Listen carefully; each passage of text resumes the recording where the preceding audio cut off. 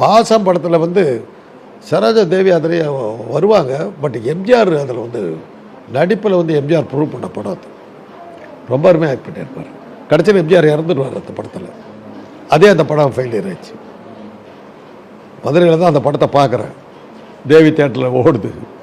Morning show முடிஞ்சு நாங்கள் மேட்னிக்கு நிற்கிறோம். ஃபஸ்ட்டு டே க்யூவில் நின்றுக்கிட்டு இருக்கோம். படம் முடிஞ்சு வர்றாங்க. எப்படிங்கிறது படம் எடுத்திருக்கான், தலைவரை கொண்டு விட்டாயா அப்படின்னா.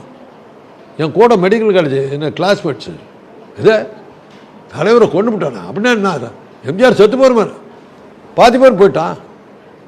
அப்படியே கிளம்பி போயிட்டானுங்க. எம்ஜிஆர் சாப்பிட்றாரு. படம் சுத்தம். என்ன மாதிரி எந்த உணர்ச்சியும் இல்லாத நாங்கள்லாம் தான் போய் கடைசியில் பரவாயில்ல எம்ஜிஆர் செத்து போயிட்டார் பரவாயில்லன்னு சொல்லி வந்தாகட்டும். அதுக்கப்புறம் தான் எம்ஜிஆர் வந்து சாவர மாதிரி காட்சி வச்சுக்கவே இல்லை. அது நேரு நெருப்பும் படத்தில் கூட அந்த கடைசியாக அந்த செத்து போகிற மாதிரி காட்டப்பட்டார். ரெண்டு பேரும் அப்படியே ஜெயலலிதா அந்த நல்ல எம்ஜிஆரும் வந்து இது பண்ணி கையாட்டுற மாதிரி தான் முடிப்பார். சாவர மாதிரி அதுக்கப்புறம் அவர் இது பண்ணவே இல்லை. ரசிகர்களுடைய இதனால் அவங்களுக்கு நடிக்க முடிஞ்சால் கூட நடிக்க முடியாமல் போச்சு. அவர் புகழ் அடையிறதுக்கு முன்னாடி எந்தங்க படத்தில் தற்கொலைப்பட்டு சாவர மாதிரி வரும். அவ்வளோ அற்புதமாக பண்ணியிருப்பார். அதே தான் ரஜினிக்கும். வேறு மாற்றங்களே பண்ண முடியாது. அவர் அப்படியே தான் வந்தாகணும். வேறு வித்தியாசமான நடிப்பெல்லாம் பண்ணவே முடியாது. தளபதி படத்தில் வந்து அவர் சாவடிக்கிற மாதிரி தான் எடுத்தாங்க.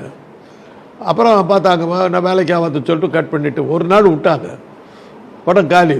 மறுபடியும் உடனே ரெடி ரீஷூட் பண்ணி சண்டை காட்சியெல்லாம் போட்டுது.